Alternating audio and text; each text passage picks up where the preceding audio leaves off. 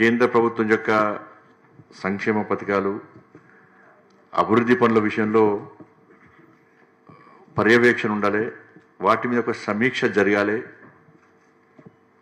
ఒక చర్చ జరగాలి అని చెప్పి ఒక ఆలోచనతోని ఈ దిశ కమిటీ సమావేశాన్ని మనం ప్రతిసారి నిర్వహించుకుంటున్నాం. నరేంద్ర మోడీ గారి ప్రభుత్వం ఏర్పడిన తర్వాత మీకు తెలుసు దేశవ్యాప్తంగా అనేక సంక్షేమ ఫలాలు అభివృద్ధి నిధులు ఇస్తున్న విషయం మనందరికీ తెలిసిందే.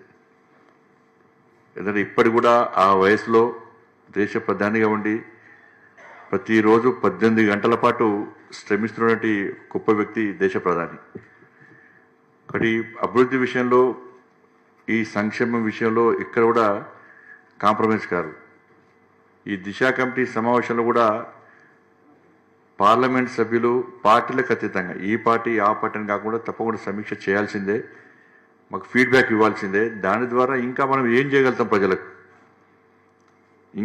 ఏ విధంగా చేరువగలుగుతాం, ప్రజల సమస్యను ఏ విధంగా తీర్చామని చెప్పి ఆలోచనతో నరేంద్ర మోడీ గారి ప్రభుత్వం, కేంద్ర ప్రభుత్వం ఇవాళ ఈ కార్యక్రమాన్ని ముందుకు సాగించే ప్రయత్నం చేస్తున్నది. కరీంనగర్, సిరిసిల్ల ఈ పార్లమెంట్ నియోజకవర్గానికి సంబంధించి ఈ 2 జిల్లాలకు కూడా ఒక మంచి అధికారులు ఈ జిల్లా 2 జిల్లాలు ఉండడం, ఎందుకంటే అభివృద్ధి కార్యక్రమాలు జరుగుతున్నాయి, ఇది విజయవంతం అవుతుంది అంటే దాని ప్రధాన కారణం మీ అందరి యొక్క సహకారం. స్టేజ్ మీద కూర్చున్న అధికారులు, దాంతోపాటు ఇవాళ ఈ సమావేశానికి హాజరైనటువంటి జిల్లా స్థాయి అధికారులు మీ అందరి యొక్క సహకారంతోనే అభివృద్ధి సాధ్యమవుతుంది, సాధ్యమైంది కూడా చాలా సందర్భాలు. దీని అందరికీ మీ అందరు కూడా పార్లమెంట్ సభ్యునిగా వేదికమైన అధికారులకు ఈ సమావేశానికి వచ్చే మీ అందరు కూడా కరీంనగర్ పార్లమెంట్ నియోజకవర్గ ప్రజల తరఫున, నా తరఫున మీ అందరు కూడా హృదయపూర్వక అభినందనలు. కష్టపడి పనిచేస్తున్నారు కాబట్టి చాలా సంతోషం. ఎందుకంటే నేను కూడా ధైర్యంగా పనిచేయగలుగుతున్నా. కాబట్టి మనం అభివృద్ధి విషయంలో కూడా చాలా సందర్భాల్లో మనం నిధులు తీసుకొచ్చే ప్రయత్నం చేస్తున్నాం. మీరు గతానికి ఇప్పటికి పోటీ చూడండి, ఎక్కడ కూడా కాంప్రమైజ్ కాకుండా కష్టపడి మనం గెలుస్తాం. కాబట్టి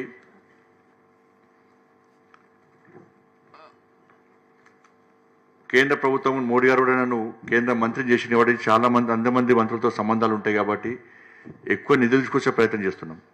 ఇప్పుడు నేను మీరు కేంద్ర ప్రభుత్వ నిధులు గ్రామాలు చూడండి, గ్రామాల్లో ఇప్పటికీ ఇంతో అంత అభివృద్ధి జరుగుతుందంటే అవి కేవలం కేంద్ర ప్రభుత్వం ఇచ్చిన నిధులనే విషయాన్ని మనం గుర్తుంచుకోవాలి. గ్రామాల్లో దానికి మీరే దానికి ఉదాహరణ, మీరే దానికి ఆధారం. మీ అందరికీ తెలుసు ఇవాళ గ్రామాల్లో అభివృద్ధి జరుగుతుందంటే, మున్సిపాలిటీలో కానీ గ్రామాల్లో అభివృద్ధి జరుగుతుంటే కేంద్ర ప్రభుత్వ నిధులే. సంక్షేమ ఫలాలు అందుతున్నాయంటే కేంద్ర ప్రభుత్వం యొక్క సంక్షేమ ఫలాలే. కాబట్టి ఈ రాష్ట్రము ఆ రాష్ట్రము బీజేపీ ప్రభుత్వం ఉందా, ఇంకో పార్టీ ప్రభుత్వం ఉందా ఇక్కడ చూస్తున్నాము. ఒక స్కీమ్ అనౌన్స్ చేసినామంటే అది దేశవ్యాప్తంగా అన్ని రాష్ట్రాల్లో అది ఆ స్కీమ్ అమలవుతుంది పేద ప్రజల కోసం. సరే, దాన్ని కొన్ని రాష్ట్రాలు డైవర్ట్ చేసే ప్రయత్నం చేస్తున్నాయి, నిధులను డైవర్ట్ చేసే ప్రయత్నం చేస్తున్నాయి. ఏ పథకానికి నిధులు ఇచ్చినా వాళ్ళకి అనుకూలంగా మార్చుకునే ప్రయత్నం చేస్తున్నారు. ఇవాళ మన జిల్లాలో కూడా మన రాష్ట్రంలో కూడా చాలా నిధులు డైవర్ట్ చేసే ప్రయత్నం చేస్తున్నారు. గత ప్రభుత్వం అయితే పూర్తిగా డైవర్ట్ చేసింది. ఈసారి మేము కూడా చాలా కంట్రోల్ చేస్తున్నాం కాబట్టి కేంద్రం కూడా పోయినసారి జరిగిన పరిణామాలను గుర్తుంచుకొని అన్ని రాష్ట్రాలతో సమన్వయం చేస్తున్నారు. ప్రతి డిపార్ట్మెంట్, ప్రతి మినిస్ట్రీ కూడా ప్రతి సంవత్సరం నిధులు కేటాయించినప్పుడు ఆ నిధులు ఆ రాష్ట్రాలు సద్వినియోగం చేసుకుంటున్నాయా, అదే పథకానికి అదే స్కీమ్కి ఉపయోగించుకుంటున్నాయా కూడా డైవర్ట్ చేస్తుంటారా అని చెప్పి సీరియస్గా మానిటరింగ్ జరుగుతుంది సెంట్రల్ గవర్నమెంట్లో. ఎవరంటే మార్చే పని చేస్తే నెక్స్ట్ స్కీమ్ డబ్బులు ఇచ్చే ప్రయత్నం చేస్తలే మనం.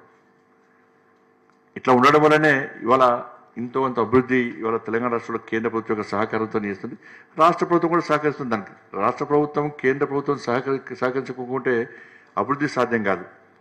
2 రాష్ట్రాల సమన్వయంతో, 2 రాష్ట్రాల సహకారంతో ఆ రాష్ట్రాల అభివృద్ధి చెందే తప్ప వేరే రకంగా కాదు. అందుకే మీకు కూడా పోయినసారి విజ్ఞప్తి చేసిన మీకు కూడా మీరు కేంద్ర రాష్ట్ర ప్రభుత్వాలను 2 కళ్ళు అనుకొని భావించి చూడాలి.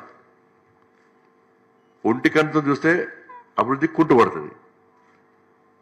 కాబట్టి కేంద్ర ప్రభుత్వమైనా రాష్ట్ర ప్రభుత్వ పథకాలైనా అన్ని చేసేటప్పుడు ప్రజల కోసం చేస్తారు. వాటిని మనం క్షేత్రస్థాయిలో అమలు చేయాల్సింది మీరే. మీరు కష్టపడితేనే సక్సెస్ అవుతాయి అవి.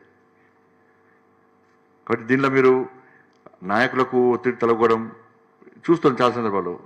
నాయకులకు అనుగుణంగా పనిచేసే ప్రయత్నం చేయడం, కొంతమంది అధికారులకు అనుగుణంగా పనిచేసే ప్రయత్నం చేయడం, పోస్టింగ్ల కోసం ప్రమోషన్ల కోసం పనిచేసే అధికారులు ఉంటే అభివృద్ధి సాధ్యం కాదు. అటువంటి అధికారి ఇక్కడ లేరు కాబట్టి మనం కష్టపడి పనిచేస్తున్నాం కూడా. నేను కూడా ఈజీగా పని చేయగలుగుతున్నాను. నేను కూడా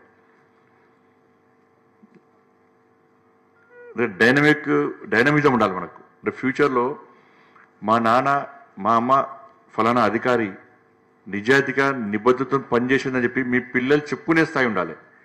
మీ పిల్లలు రోడ్ల మీద వెళ్తుంటే హే మా నాన్న ఈ ఆఫీసరు, అలా మీ నాన్న ఈ ఆఫీసర్ ఆరా, మీ అమ్మ ఈ ఆఫీసర్ ఆరా అని హేళన చేసే పరిస్థితి ఉండదు. మనం చేసేది కూడా పిల్లల కోసం.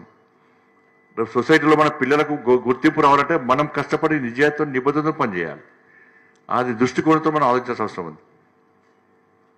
కానీ అభివృద్ధి విషయంలో కూడా ఇవాళ కరీంనగర్ స్మార్ట్ సిటీకి నేను ఎంపీ అయిన తర్వాత స్మార్ట్ సిటీకి 857 crores తీసుకొచ్చినాం మనం. అమృత్ 2కే కేవలం అమృత్ 2కు 147 crores ఇవాళ మనం సమగ్రకు 80 crores పట్టుకొచ్చినాం.